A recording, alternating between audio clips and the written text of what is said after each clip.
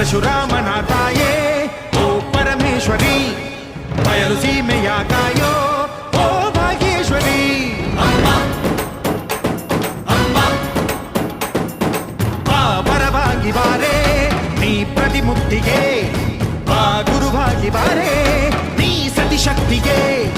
ವೇದದ ರೂಪಿಣಿ, ನಾದ ಸಂಚಾರಿಣಿ, ರಾಗದ ವಾಹಿನಿ, ಈ ಭೂಮಿಯ ದಾಮಿನಿ. ಅಮ್ಮ ಎಲ್ಲಮ್ಮ, ಅಮ್ಮ ಎಲ್ಲಮ್ಮ, ಎಲ್ಲ ನೀನೆ